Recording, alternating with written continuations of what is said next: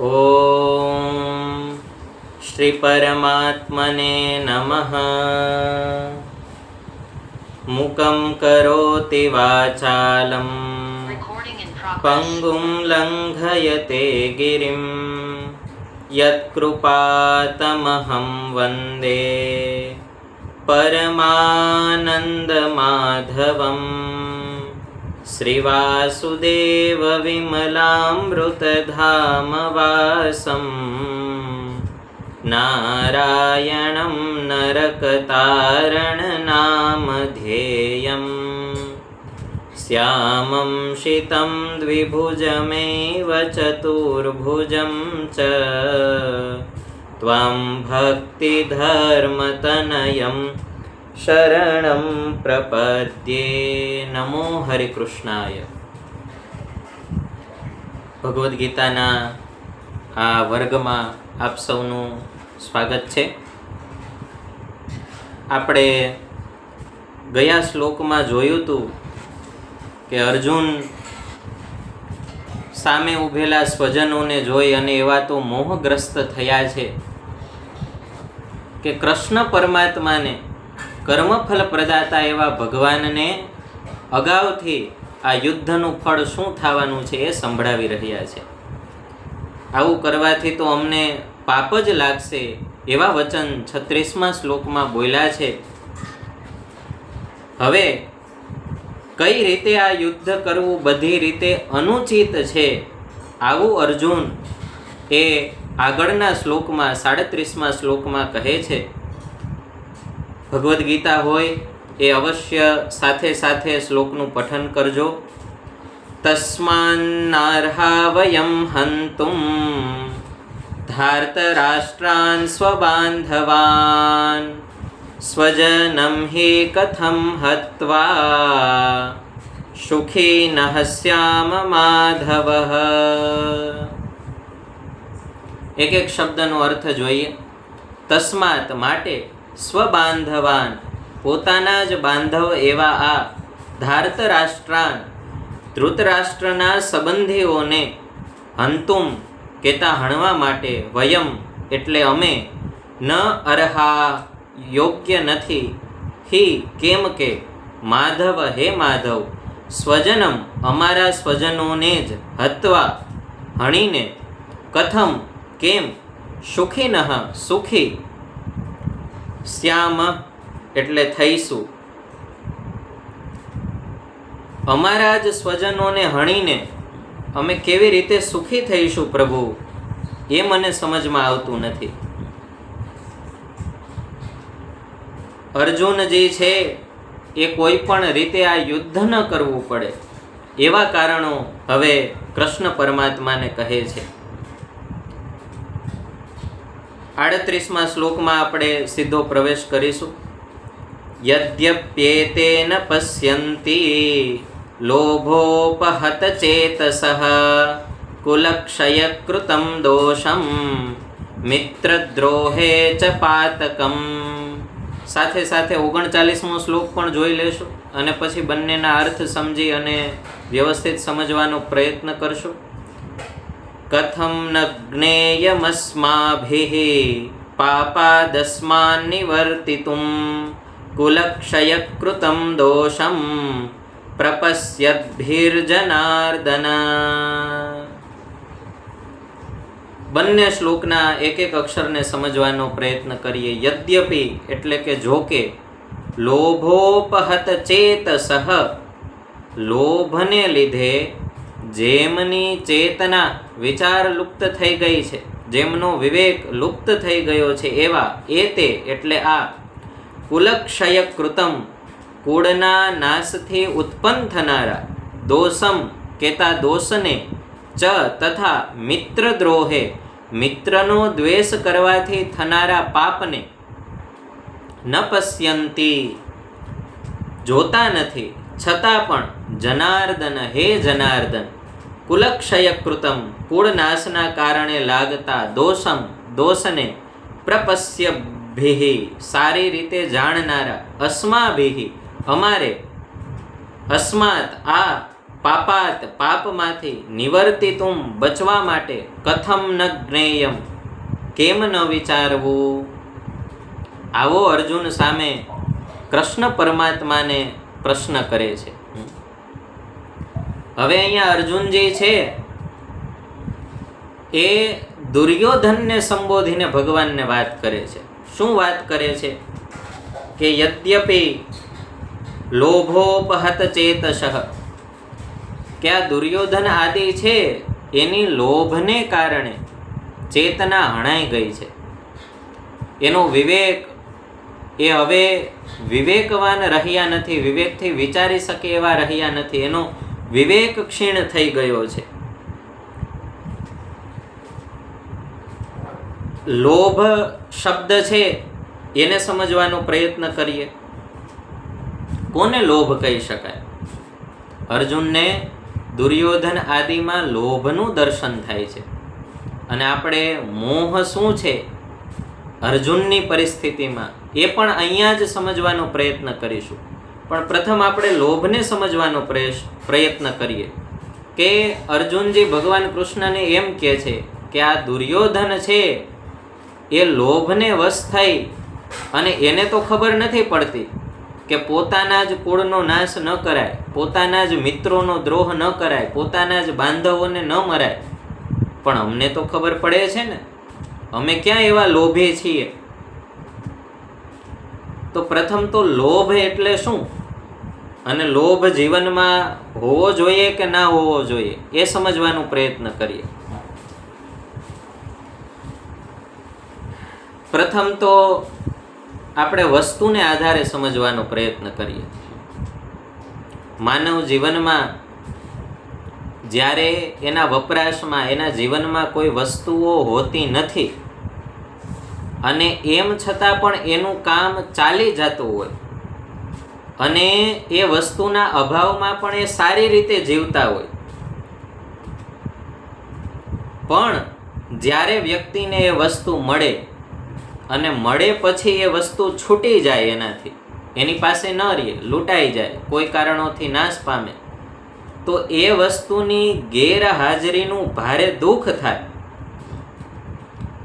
ખરેખર વસ્તુનો અભાવ એટલો દુઃખદાયી નહોતો જેટલો વસ્તુનો યોગ થાય અને પછી એ વસ્તુનો વિયોગ થાય એ જેટલો દુઃખદાયી બને છે.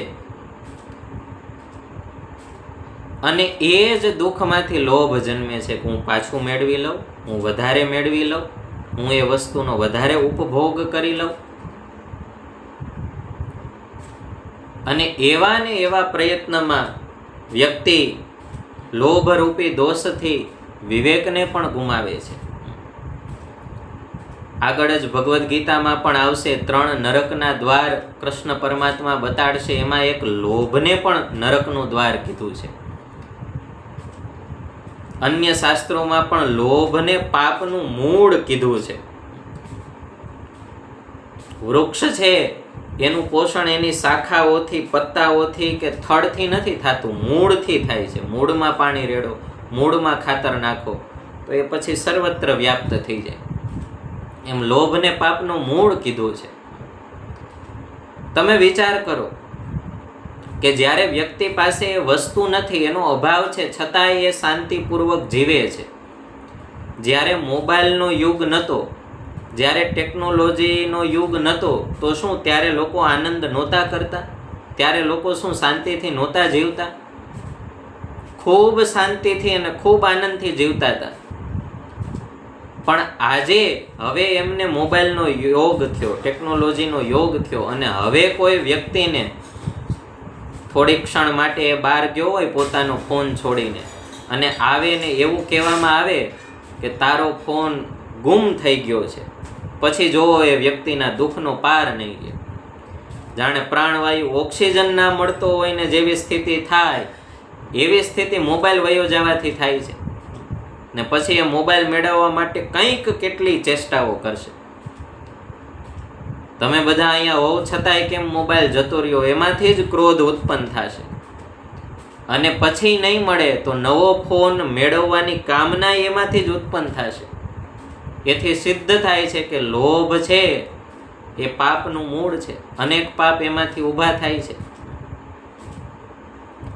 હવે અર્જુનજી એવું કહે છે કે દુર્યોધન એવો લોભી છે, પણ તમે પોતાના જીવનનો પણ જો અભ્યાસ કરો અને જુઓ કે આ લોભ દોષ મને કેટલો નડે છે. જીવનમાં જે જીવન નિર્વાહ પૂરતી જ વસ્તુઓની જરૂરિયાત હોવી, અને એટલું તો આપણને ઠાકોરજી કૃપાથી આપી જ દે છે. દાસ મલુકજી કરીને સંત થઈ ગયા, એમને બહુ સુંદર લખ્યું. અજગર કરે ન ચાકરી, પંછી કરે ન કામ, દાસ મલુકાયુ કહે સબકે દાતા રામ. વ્યક્તિ જે લોભને વશ થઈને વ્યર્થ પ્રયત્નો કરે છે,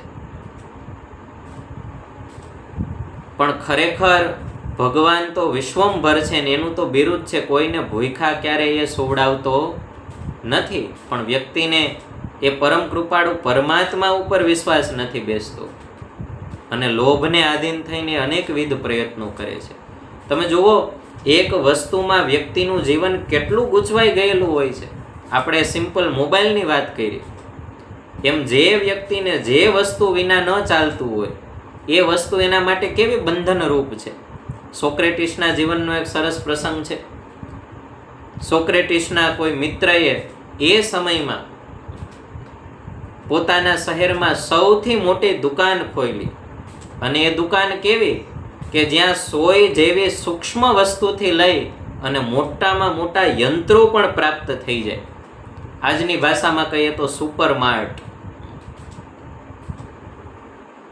મોલ આજની ભાષામાં કહીએ તો, કે જ્યાં બધું મળી જાય. શાકભાજી મળે ને ગેજેટ્સય મળે ને કપડાય મળે ને સોય પણ મળે ને બધું મળી જાય. એવી દુકાન એ સમયમાં ખોલી અને સોક્રેટિસને અતિ આગ્રહ કર્યો કે તમારે અમારી દુકાને પગલાં પાડવા જ પડશે, તમારે આવવું જ પડશે અને તમારે અમને પ્રેમથી અમે જે કાંઈ ભેટ આપીએ એ સ્વીકારવી પડશે. એટલે સોક્રેટિસ મિત્રતા હતી એટલે સેજે જવા માટે તૈયાર થઈ ગયા. અને જેવા આવ્યા એટલે એમનો મિત્ર હરખાતો એમને બધા અલગ અલગ જે ડિવિઝન છે, જ્યાં વસ્તુઓ રાખી છે, ઘર વખરીનો સામાન એક બાજુ, યંત્રો એક બાજુ, અને એ સમયે જે કાંઈ મળતું હોય એ બધું સુંદર રીતે ગોઠવણી કરીને રાખ્યું છે. અને સોક્રેટિસને પોતે જોડે જઈ અને એક એક વસ્તુ બતાડે છે કે અહીંયા આવો સામાન છે, અહીંયા આવો સામાન છે, તમને આમાંથી કાંઈ ગમે? એટલે સોક્રેટિસ નામાં માથું ધૂણાવે. વળી પાછા બીજા ડિવિઝનમાં લઈ જાય, અહીંયા આ છે, અહીંયા આ છે, તમને આમાંથી કાંઈ ગમે? એટલે સોક્રેટિસ ના પાડે. ત્રીજા ચોથા એમ બધા આખો સ્ટોર છે, સુપર સ્ટોર છે, એ સોક્રેટિસને ફેરવી દીધો. અને પછી સોક્રેટિસ એકદમ આનંદિત થઈ ગયા, પ્રફુલ્લિત થઈ ગયા અને હસવા માંડ્યા. એટલે મિત્રને એમ થઈ ગયું કે હા, હું ક્યારનો કહું છું કે આને કાંઈક જોઈએ છે, કાંઈક ગોતે છે, હવે એને મળી ગયો હશે. બોલ મિત્ર, તને આમાંથી શું ગમ્યું? આટલો બધો આનંદિત કેમ થઈ ગયો? તું હાથ મૂકે એ આજ તારું ઉદ્ઘાટનમાં. અને ત્યારે સોક્રેટિસે એવું કીધું કે ભાઈ સાંભળી લે, હું આનંદિત એટલા માટે થયો છું, હું એટલો બધો પ્રફુલ્લિત એટલા માટે થાવ છું કે આ સુપર સ્ટોરની અંદર જેટલો સામાન રાખ્યો છે એ બધી વસ્તુ વિના મારે ચાલી જાય એમ છે, અને એટલા માટે હું આનંદિત થાવ છું. અને ત્યારે જીવણ કવિની એક પંક્તિ પણ યાદ આવે કે જાત્રા તો સહેલી છે જીવન, થકવી નાખે થેલો. કોઈ યાત્રી હોય, એ યાત્રા કરવા માટે ક્યાંય જતો હોય તો એને યાત્રાનો થાક એટલો ન લાગે જેટલો થાક પોતાને ખંભે એને જે થેલો રાખ્યો હોય ને એનો લાગે. એમાં જીવનની યાત્રામાં પણ આ યાત્રા ખૂબ સુંદર છે, ખૂબ સરળ છે, પરમાત્માની કૃપાથી અતિ દિવ્ય છે. માનવ જીવન જેવી કોઈ સુંદર ઘટના નથી આ પૃથ્વી ઉપર, પણ એ યાત્રાનો પણ આજે લોકોને થાક લાગે છે. એનું કારણ શું છે? ક્યાંક લોભનો, ક્યાંક અહંકારનો, ક્યાંક ક્રોધનો, ક્યાંક કામનો એવો ભારે થેલો ભેગો લઈ લીધો છે ને આ જાત્રામાં કે એનો થાક લાગે છે. હવે આ તો દુર્યોધનની વાત કરી કે દુર્યોધનને હે કૃષ્ણ આવો લોભ છે, માટે એ કુળનો નાશ કરવા તૈયાર થયો છે, સંપત્તિ માટે પોતાના ભાઈઓને કાપવા તૈયાર થયો છે, મિત્રોનો દ્રોહ કરવા તૈયાર થયો છે. પણ અમારે તો એવો લોભ નથી. આ તો દુર્યોધનના લોભની વાત થઈ. આમાં અર્જુનનો મોહ શું છે? બહુ સુંદર વિચાર છે. સંતોએ ભાષ્યમાં પણ ખૂબ સુંદર મર્મ રજૂ કર્યો. સ્વામી રામસુખદાસજીએ સાધક સંજીવનીમાં અદ્ભુત રહસ્ય કીધું કે અર્જુનને દુર્યોધનનો લોભ દેખાય છે અને વારે વારે એનો ઉલ્લેખ કરે છે, પણ પોતાનો મોહ નથી દેખાતો. મોહથી વશ થઈને આ બધી જે વાત કરે છે એ નથી દેખાતી. આ તો એના જેવું થયું કે જો દોષ ખોડવાની વાત આવે તો મારો પહેલો નંબર આવે, પણ ક્યારે? પારકાના હોવા જોઈએ ત્યારે. નિષ્કુળાનંદજી કરીને સંત છે, એમને 64 પદી કરીને અદ્ભુત ગ્રંથ લખ્યો ને એમાં લખ્યું, પરને કહેવા પ્રવીણ છે પૂરો, પોતાનું તો તું ન દેખે રે. પોતાના મનને જ નિષ્કુળાનંદજી કહે છે કે તારી ટેવ કેવી છે? તો કે બીજાને ઉપદેશ દેવો હોય ને તો તારા જેવો કોઈ હોશિયાર નથી, પણ પોતાને જ્યારે જોવાની વાત આવે, પોતાને દેખવાની વાત આવે ત્યારે પોતાના દોષ દેખાતા નથી. અને મોટા સંતોએ એવો મર્મ કર્યો કે અર્જુનને પોતાના મોહનું ભાન નથી, એ જ સૌથી મોટો મોહ છે. તમારી સાથે તમારા ઘરમાં કોઈ સર્પ નિવાસ કરીને રહેતો હોય અને તમને એની જાણ પણ ન હોય, આ કેવી ભયાનક ઘટના છે. ખબર હોય તો વ્યક્તિ રક્ષણ થાય એવી રીતે વર્તે, એનાથી દૂર થવાય એવી રીતે વર્તે, એ ઘરમાંથી જાય એવી રીતે વર્તે. પણ આ બધા સૂક્ષ્મ દોષો એવા છે મનના, માનવ જીવનના, કે આપણી સાથે એવી રીતે ઘર કરીને રહે છે, એવી રીતે ઝેર ફેલાવે છે આપણા જીવનમાં, પણ છતાંય આપણને ખબર જ નથી કે મારા ભેગા આવા સર્પો રહે છે, આવા દોષો રહે છે. માટે અર્જુન માટે એવું કીધું કે અર્જુનને પોતાનો મોહ નથી દેખાતો અને દુર્યોધનનો દોષ દેખાય છે. એ જ અર્જુનને માટે પરમ મોહ છે. આપણે આપણા અંગત જીવનમાં પણ જો ડોક્યું કરીને જોઈએ,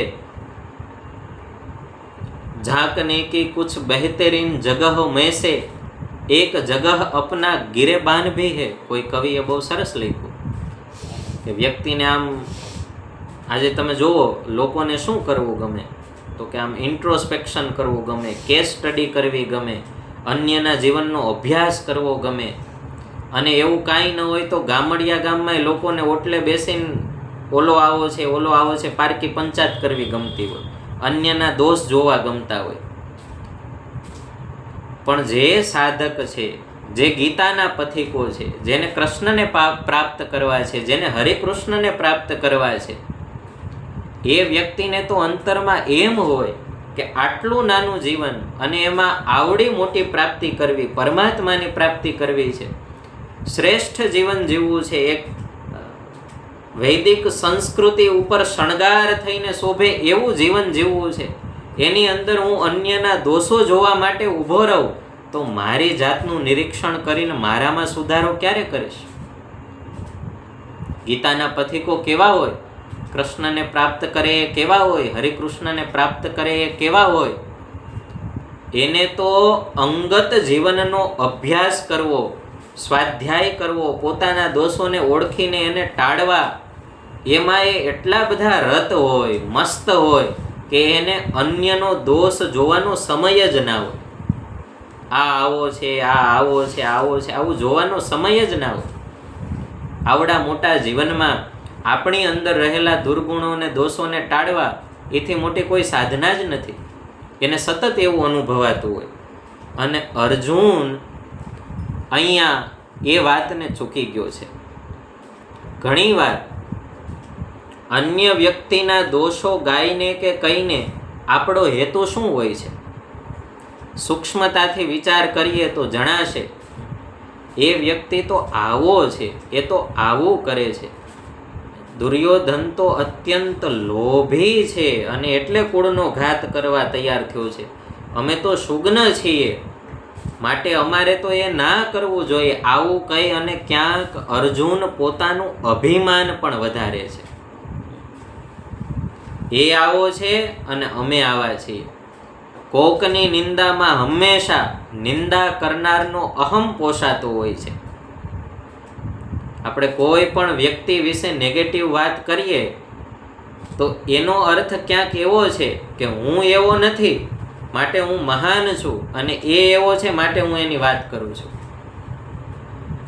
માટે અર્જુન અહીંયા ભગવાનને એવું પણ કહેવા માંગે છે કે અમે પાંડવો લોભી નથી, દુર્યોધન લોભી છે ને એમ કહીને ક્યાંક સૂક્ષ્મ રીતે એ પોતાનું અભિમાન પણ વધારે છે. અને અમુક એક દોષો તો એવા છે કે એની વ્યક્તિને ખબર જ પડતી નથી. ક્રોધી હોય તો એને એટલીસ્ટ એટલું તો સમજાય કે હું ક્યારેક ક્યારેક બહુ ક્રોધ કરી લઉં છું. લોભી હોય એની જીવનમાં એક અંશે તો એવું લાગે કે હું થોડોક સમાજ જે રીતે ચાલે છે એથી થોડોક વધારે લોભ કરી લઉં છું. પણ અભિમાની જે વ્યક્તિ હોય અને જેના અંતરમાં અભિમાન આવે એ દોષ તો એવો કે એની તો વ્યક્તિને પોતાને ખબર જ ના પડે. આજુબાજુવાળા બધાયને ખબર હોય કે આનામાં હું પણ વધારે છે, પણ એ વ્યક્તિને પોતાને ખબર જ ના હોય. હું કરું એ જ અજ્ઞાનતા, શકટનો ભાર જેમ શ્વાન તાણે. નરસિંહ મહેતાજી લખે કે હું કરું એવું જ થતું હોય એના અંતરમાં. મિત્રો, વિચારવા જેવી વાત તો એ છે કે વ્યક્તિ જ્યારે દેહથી બીમાર પડે છે ત્યારે આ સભ્ય સમાજમાં એવી વ્યવસ્થા છે કે આપણે કોઈને ફોન કરી અને કેમ છો, સમાચાર સાંભળ્યા કે હમણાં તમારા શરીરમાં ખૂબ તાવ આવી ગયો છે, તમારા શરીરમાં હમણાં થોડોક ડેન્ગ્યુ થઈ ગયો છે, હમણાં થોડોક મેલેરિયા થઈ ગયો છે. આવી વાત કરીએ તો સમાજ રાજી થાય કે એને મારી ખબર કાઢી, એને મારી ચિંતા કરી.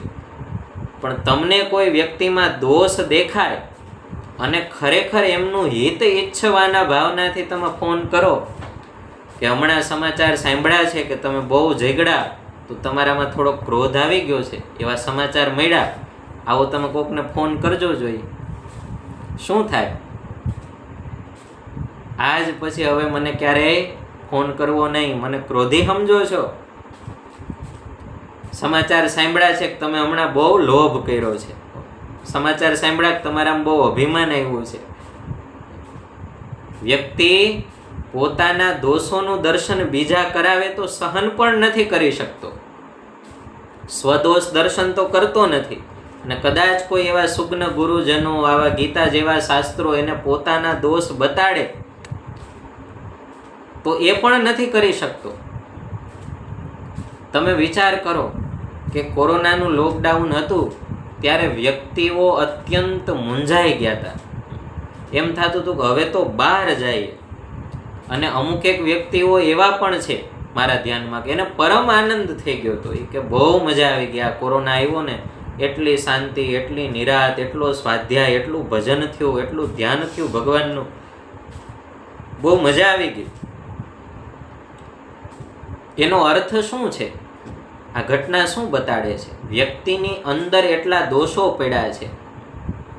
દાખલા તરીકે એક તમારો બેઠક ખંડ છે અને તમે નિત્ય ઉઠીને ત્યાં એવો કચરો નાખો જે સડવાનો છે અને અત્યંત દુર્ગંધ આપવાનો છે, અને પછી તમારે એ જ બેઠક ખંડમાં બેસવાનું છે. આપણે કલ્પના કરીએ 3 મહિનાનો રસોડાનો અને ઘરનો નાખો જે ગંધારો કચરો છે આપણે બેઠક ખંડમાં મૂકીએ, સરસ આમ શણગારીને બોક્સ ભરીને, અને પછી એ બેઠક ખંડમાં બેસવાનો પ્રયત્ન કરીએ 3 મહિના પછી, કેવી સ્થિતિ થાય? માણસ બેસી ન શકે, કારણ એટલો બધો કચરો છે, એટલો બધી દુર્ગંધ આવે છે કે અહીંયા બેસવું શક્ય નથી. ખરેખર કોરોના કાળમાં તો વ્યક્તિએ જાત હારે બેસવાનો સમય હતો. પણ પોતાની જાતને આ બધા દોષોથી ખરડીને એટલી મેલી કરી નાખી છે, એટલી બધી દુર્ગંધ આવે છે અંદરથી કે માણસને પોતાની જાત આરે બેસવું નથી ગમતું. અને જે વ્યક્તિઓએ નિત્ય સફાઈ કરીને, દોષોને દૂર કરીને એ દિવાનખંડને એવો સુગંધિત અને સુવાસિત રાખ્યો હોય તો એ વ્યક્તિઓને ખૂબ આનંદ આવે એમાં બેસવાનો. એકાંત કોને પ્રિય લાગે? એકાંતમાં કોણ ભજન કરી શકે, પોતાની જાત આરે બેસી શકે? તો જેને નિત્ય અંતરની સફાઈ કરી હોય ને, એકેય દોષોને આવવા ન દીધા હોય ને, શાસ્ત્રોનું સત્સંગ કર્યો હોય, પરમાત્માને સામે રાખીને જીવવા હોય ને, એ વ્યક્તિને પોતાની જાત સાથે રહેવાનો આનંદ હોય છે. અને જો એવું ના થયું હોય તો લોકોને પોતાની જાત હારે રહેવાનો કંટાળો આવે છે. માણસને શા માટે બગીચો જોઈએ છે, પિક્ચર જોઈએ છે? મારે મારી જાતને ભૂલવી છે. અંદર એટલા બધા દોષો પડ્યા છે, મને હું સહન નથી થતો. બહુ ધ્યાનપૂર્વક વિચારવા જેવી વાત છે મિત્રો, અને બહુ સ્વાધ્યાય કર્યા જેવી વાત છે. એટલે અર્જુન અહીંયા કૃષ્ણ ભગવાનની સામે એવું કહેવા લાગ્યો છે કે દુર્યોધનમાં લોભ છે, અમારામાં તો નથી, એમ કહી અને પરમાત્માની સામે પોતાનો મોહ પ્રગટ કરવા લાગ્યો છે. 40મા શ્લોકમાં કહે છે, કુલક્ષયે પ્રણશ્યંતિ કુલધર્મા સનાતના ધર્મે નષ્ટે કુલમ કૃત્સન મધર્મોભિભવત્યુત. કે હવે આ મહાયુદ્ધમાં જે કુળનાશ કરવાની એક રીતિ ચાલશે ને, એ કુળનાશથી હવે કેવા કેવા પરિણામો આવશે કૃષ્ણ, અને એ પરિણામોથી શું થવાનું છે એની વાત અર્જુન અહીંયા કરે છે. કુલક્ષયે એટલે કુળનો નાશ થતા, સનાતનાહા સનાતન, કુલધર્માહા કુળના ધર્મો, પ્રણશ્યંતિ નષ્ટ થઈ જાય છે, ઉત અને ધર્મે ધર્મ નષ્ટે નાશ પામતા, કૃત્સ્નમ સમસ્ત કુલમ કુળને, અધર્મ પાપ અભિભવતી દબાવી દે છે. હે કૃષ્ણ, આ યુદ્ધ થશે, આ યુદ્ધની અંદર આજ સુધી જે કુળની પરંપરાઓ, ધર્મ મર્યાદાઓને સાચવતા આવ્યા છે, અને જેના સાનિધ્યમાં કુળ પરંપરા, શાસ્ત્રના ધર્મો બરાબર પડાય છે, આવા મોટા મોટા વયા જશે, પછી આ કુળ ધર્મો ક્યાં રહેશે? આ ધર્મોની રક્ષા કેમ થશે? માટે આ યુદ્ધથી મોટી નુકસાની તો એ છે કે કુલ ધર્મોનો નાશ થશે. આવો ભય અર્જુન બતાડે છે. કાલે આ શ્લોકનો થોડો ભાવાર્થ જોઈ અને 41મા શ્લોકમાં આપણે પ્રવેશ કરીશું. આટલું ચિંતન પરમાત્માના ચરણોમાં અર્પણ કરીએ. નમો હરિ કૃષ્ણાય.